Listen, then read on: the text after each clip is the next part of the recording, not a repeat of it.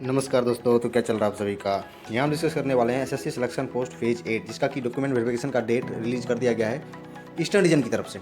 इसका मतलब ये नहीं कि सारे रीजन एक एक करके अभी कर देंगे, नहीं, अलग अलग रीजन है, अलग अलग पोस्ट कोड है, अलग अलग वैकेंसीज हैं। तो हाँ, लेकिन ये सोच सकते हैं कि स्टार्ट हो गया है तो धीरे धीरे करके जैसे जैसे उनका काम होगा तो वो डिक्लेयर करेंगे डेट। फिलहाल अभी ईस्टर्न रीजन ने किया है। पिछली बार यानी 2021 में जो स्टार्टिंग में हुआ था फेज 7 का, उसमें भी ऐसा ही था कि जनवरी में लगभग डॉक्यूमेंट वेरिफिकेशन हो रहा था, जैसे कि वेस्टर्न रीजन में हो रहा था और किसी किसी रीजन में हो रहा था। तो इस तरीके से है इसमें। तो इसमें हम यहाँ देखेंगे पर्टिकुलरली ईस्टर्न रीजन के बारे में कि जब आप टीवी में जाने वाले होंगे तो आपको क्या क्या वहाँ सावधानियाँ रखनी है और क्या क्या लेके जाना है। वैसे आपका एडमिट कार्ड जो है वो मेल भी किया जाता है। इसमें ऐसा कुछ नहीं है कि चुपचाप से हो गया डॉक्यूमेंट वेरिफिकेशन, ऐसा कुछ नहीं होता। तो मेल भी आपको किया जाएगा। बाकी आपने नाम तो आप तक लिस्ट में देख लिया होगा अपना, और आपका डेट किस डेट को है, जैसे कि 30 तारीख से 24 तारीख तक का रखा गया है। तो शिफ्ट डेट कौन से शिफ्ट में है, कौन से बैच में है, वो सब आपने चेक कर लिया होगा, ठीक है। लेकिन हाँ, ये वीडियो है कि बाकी दूसरे रीजन में अगर आपका डॉक्यूमेंट वेरिफिकेशन है फिर भी उसके लिए भी मददगार है। तो एक एक करके हम देखते हैं। सबसे पहले अगर आप देखेंगे नोटिस जो आया डीबी के लिए, उसमें आपको पूरा पढ़ना है। इसमें से सबसे पहले वही ज़रूरी है, खुद से पढ़ें।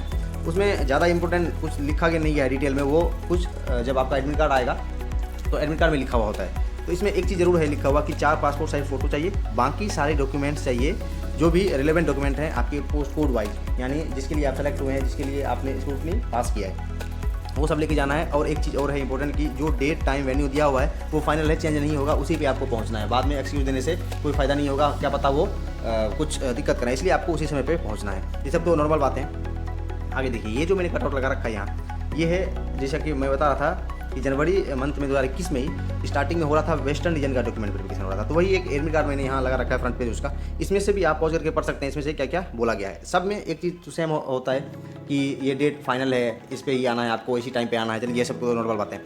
बाकी लेना क्या क्या है, देखिए 3 टाइप के पोस्ट कोड हैं, आपसे कुछ नहीं छुपा क्योंकि आप यहाँ तक पहुँच चुके हैं। तो मेट्रिकुलेशन, 12th और ग्रेजुएशन एंड एबव, तीनों लेवल के जो है अपने अपने पोस्ट कोड के हिसाब से आपको डॉक्यूमेंट्स ले जाने। कौन कौन से, अगर 10th है तो 10th के सर्टिफिकेट और मार्कशीट लेके जाना ही जाने। अब देखिए, यहाँ भी कन्फ्यूजन होता है कि मार्कशीट तो है ही नहीं, जैसे सीबीएसई में होता है एक ही मिलता है, तो अगर एक ही है तो एक ही ले जाएं। स्टेट बोर्ड में अलग अलग होता है, तो वो आप दोनों ले जाएं, ठीक है। फिर 12th है तो 10th 12th दोनों का ले जाएंगे, ग्रेजुएशन है तो तीनों का ले जाएंगे, ठीक है। इस तरीके से फ़ोटो ले जाएंगे। उसके बाद देखिए, यहाँ मैंने स्लाइड पर लिख रखा है, देखिए क्या क्या लेके जाना है। एडमिट कार्ड तो लेके ही जाना है। सबसे पहले original copy of all the documents. ये जो मैं बता रहा हूँ ये फेज 7 के रिगार्डिंग बता रहा हूँ कि उसमें जो स्टूडेंट ने करवाया उसमें से क्या क्या हुआ था। तो ओरिजिनल कॉपी लेके जानी है, यानी जो आपने स्क्रूटनी के लिए भेजा था सबका जेरॉक्स कॉपी भेजा होगा ऑब्वियसली आपने, तो सबके ओरिजिनल रखने हैं आपको। और साथ साथ उसके 2-2 जेरॉक्स करके जरूर जाए, ताकि क्या होता है इसमें, वहाँ आपसे एक एक लिया जाएगा अटेस्ट करवा के, सेल्फ अटेस्ट करवा के, ठीक है। तो इसमें 2-2 ले जाएं, ताकि वहाँ क्या होता है कि हो सकता है कुछ मिस हो जाए तो बाद में जेरॉक्स करने में दिक्कत हो सकती है, आसपास नहीं होता, तो पैनिक क्यों होना, इसलिए 2-2 कॉपी लेके जाएंगे आप। फिर 10th 12th और ग्रेजुएशन जो भी आपका पोस्ट कोड का लेवल है उसके अनुसार ले जाएं। एक्सपीरियंस सर्टिफिकेट, अगर एक्सपीरियंस सर्टिफिकेट आपके पोस्ट कोड के लिए मैंडेटरी था, ओबियसली आपने भेजा होगा स्क्रूटनी के लिए, तो वो भी लेके जाना है। ओरिजिनल में लेके जाना है, फोटो स्टेट नहीं चलेगा सिर्फ, ठीक है। ओरिजिनल वो चेक करेंगे एक एक। उसके बाद आईडी प्रूफ भी एक ले जाएं जिसमें फोटो होता है। वो तो एसएससी का एग्जाम दे रहे हैं तो आपको पता ही होगा, फोटो वगैरह होगा उसमें, और उसका भी जेरॉक्स ले जाएं, वो ले जाना है। उसके बाद कास्ट सर्टिफिकेट, ये सबसे ज़्यादा इशू करता है क्योंकि यहाँ सब तो ठीक है। कास्ट सर्टिफिकेट में क्या होता है कि 2 टाइप के होते हैं, या तो प्रोविजनल हो जाएंगे या तो फिर आपको उसका फ़ायदा नहीं मिलेगा, या तो क्लियर है। तो क्लियर में क्या होता है कि जैसे स्क्रूटनी में आपको पता चल गया होगा कि आप प्रोविजनल में हैं या क्या है। तो प्रोविजनल कब मिलता है, जब क्रूशियल डेट के बाद का आपका सर्टिफिकेट होगा तो आपको प्रोविजनल दिया जाएगा। जैसे कि मान लेते एग्जाम्पल के तौर पर, अगर मार्च में था डेट, ठीक है, जैसे 25 मार्च अगर लास्ट डेट था फॉर्म फिलअप करने का, तो 25 मार्च के बाद वाला जो होगा बनवाया हुआ सर्टिफिकेट वो होगा, वो आप सबमिट करेंगे तो प्रोविजनल मिलेगा, ऐसा होता है इसमें, ठीक है। जैसे कि अभी सीजीएल का भी नोटिफिकेशन आ गया, उसमें भी आप अगर आप करेंगे तो यही उसमें लिखा रहेगा क्रूशियल डेट, यानी फॉर्म फिलिंग का लास्ट डेट। तो इसमें क्या है, इसमें तो स्क्रूटनी में पहले ही जाँच हो चुका है आपका, तो अभी इसका ओरिजिनल ही लेके जाना है अगर आप रिजर्वेशन का फ़ायदा लेने वाले हैं। कुछ स्टूडेंट होते हैं जो पूछते हैं कि मैंने तो गलती से फिल कर दिया और अब सर्टिफिकेट नहीं दे सकता या नहीं बन पाया है, खास करके ईडब्ल्यूएस वालों में।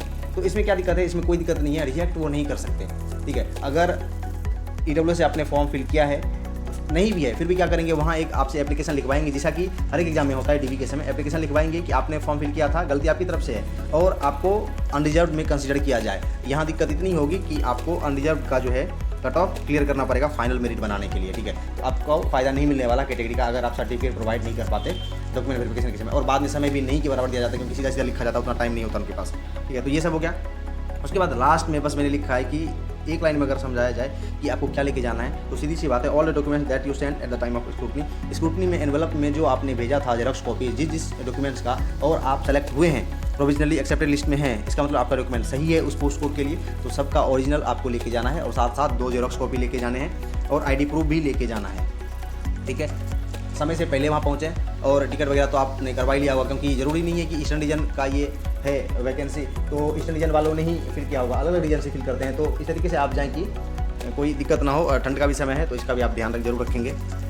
तो बाकी अगर कोई डाउट हो इसके रिगार्डिंग तो आप पूछ सकते हैं, आगे भी वीडियोज़ आती रहेगी, आपके लिए हेल्पफुल जरूर होती होगी ऐसा मुझे लगता है। तो बाकी जो भी है आप अपना रिव्यू जरूर दें। इस वीडियो में इतना ही, एंड करते सेशन को। थैंक यू, जय हिंद।